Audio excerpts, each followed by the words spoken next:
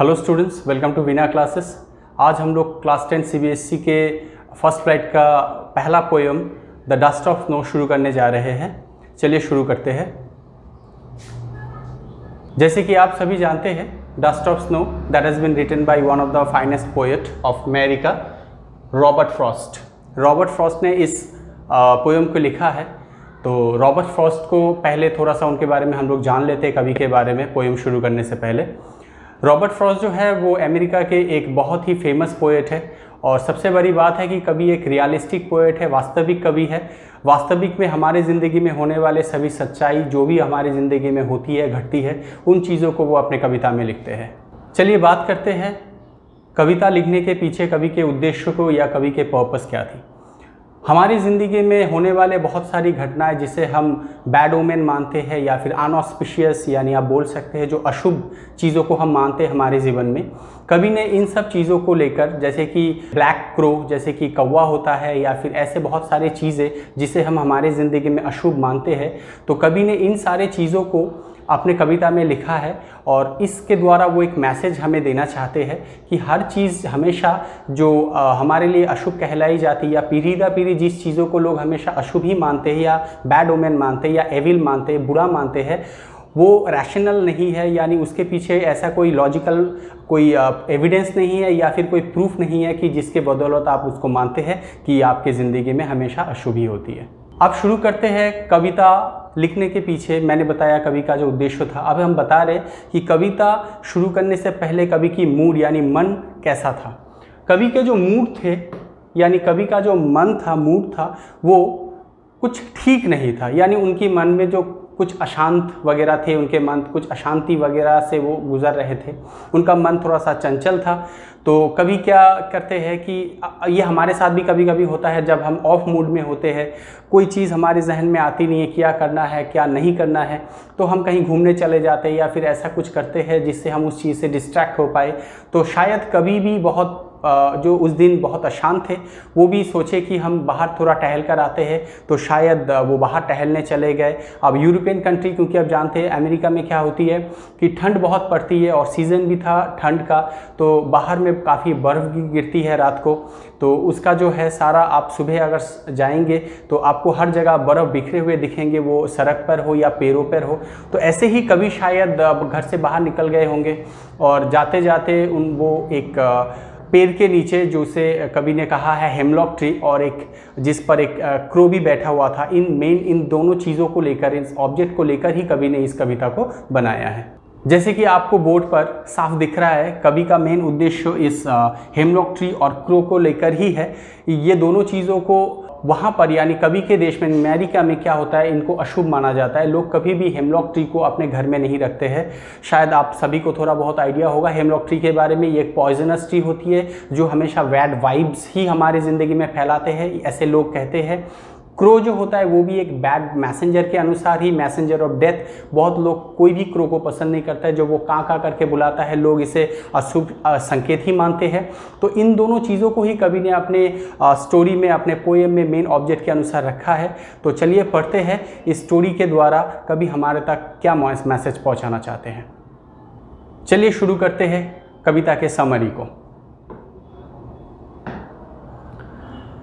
मैं कविता को आपके सामने अच्छे से पढ़ रहा हूँ, आप ध्यान से इस कविता को सुनना। इसके छोटे से छोटे लाइन मैं अच्छे से आपको उच्चारण, प्रोनाउंसिएशन करके बताऊँगा कैसे आपने इसका प्रोनाउंसिएशन करना है। आपने वैसे ही पढ़ना है, और सारे डिटेल एक एक करके छोटे छोटे पॉइंट्स को मैं आपके सामने रखने वाला हूँ। The way a crow shook down on me the dust of snow from a hemlock tree। यहाँ पर कवि ने बताया है शुक। देखिए यहाँ पर एक वर्ड का इस्तेमाल किया गया है।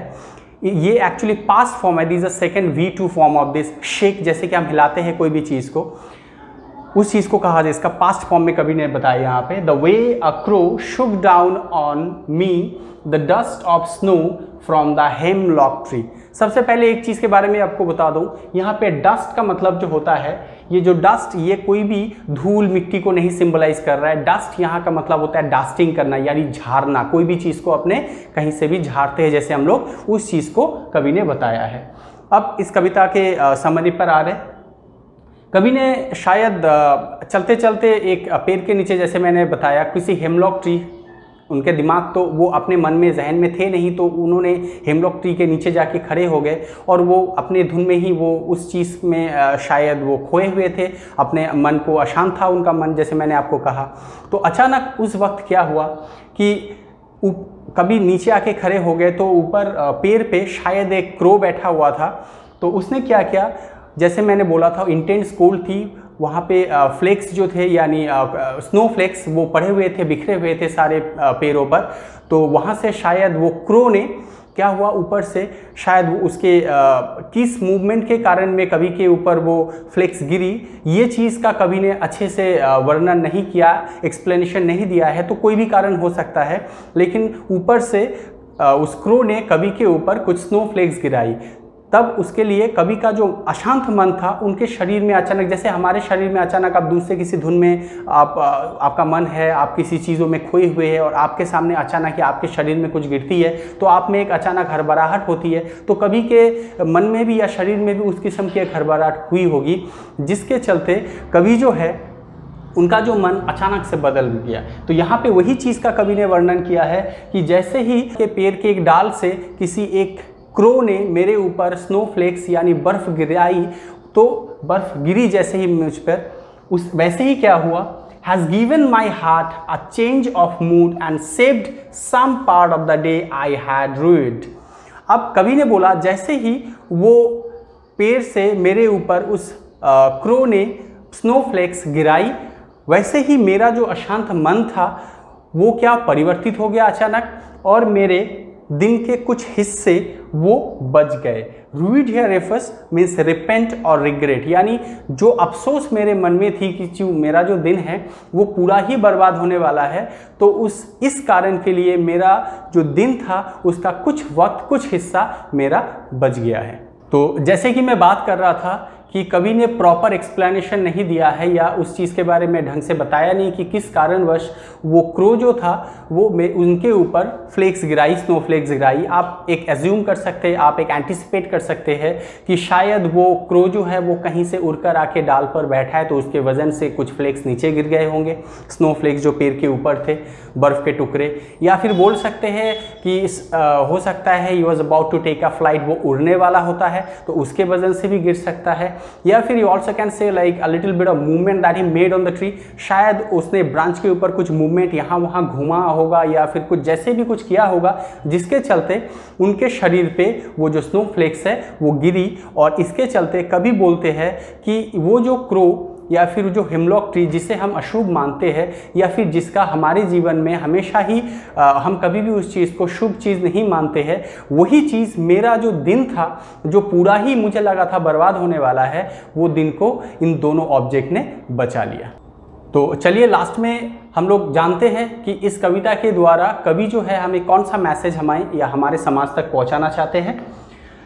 कवि यहाँ बोलना चाह रहे हैं कि हम जिस चीज़ों को हमेशा प्रथागत या फिर आप ट्रेडिशनली बोल सकते हैं कि मानकर आते हैं, भले उसके पीछे कोई एविडेंसेस है या नहीं है, प्रमाण है या नहीं है, कि वो हमेशा खराबी होती है। जैसे एक ब्लैक कैट जो होती है, काली बिल्ली होती है, हम हमेशा मानते हैं वो रास्ता काटता है तो हमारे लिए खराबी होता है हमेशा। या फिर आप कोई घर से निकल रहा है तो आप छींक मार देते हो तो लोग सोचते हैं कि वो अशुभ है आपके लिए। हालांकि हमारे जीवन में कवि कहते हैं कि कोई भी चीज़ शुभ अशुभ नहीं होती है, हर चीज़ प्रकृति की देन है, वो अपने ही तरीके से अपने चीज़ों को वो बनाता है। लेकिन ये मेकिंग ऑफ माइंड है, लोगों की अपनी सोच है, वो गलत या सही आप जो भी बोले। लेकिन यहाँ पे कवि ने उन दोनों चीज़ों के द्वारा, जैसे हेमलॉक ट्री और क्रो के द्वारा, कवि ने इस चीज़ को प्रूव कर दिया है और एक मैसेज भी हमें देना चाहते हैं कि हम जिस चीज़ों को हमेशा अशुभ या बुरा मानते हैं, जो हमें लगता है वो हमारी ज़िंदगी हमेशा बैड वाइब्स ही लाता है या फिर हमें फैलाता है उस चीज़ को, वो हमेशा ही बुरा हो, ऐसा हो नहीं सकता है।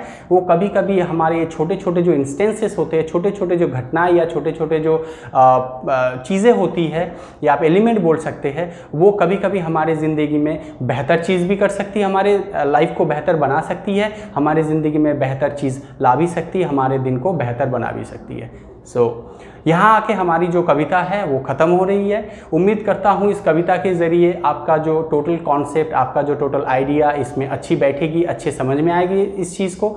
और इस रिलेटेड जो भी क्वेश्चन आंसर्स आपके टर्म 1 में आने वाले हैं मैं आपको आगे ज़रूर दूंगा। आप हमारे चैनल को और सब्सक्राइब कीजिए, बढ़ावा दीजिए, हमारे चैनल को लाइक कीजिए, शेयर कीजिए और अपने चाहने वाले लोगों तक इसको पहुंचाइए। Thank you so much. जय हिंद।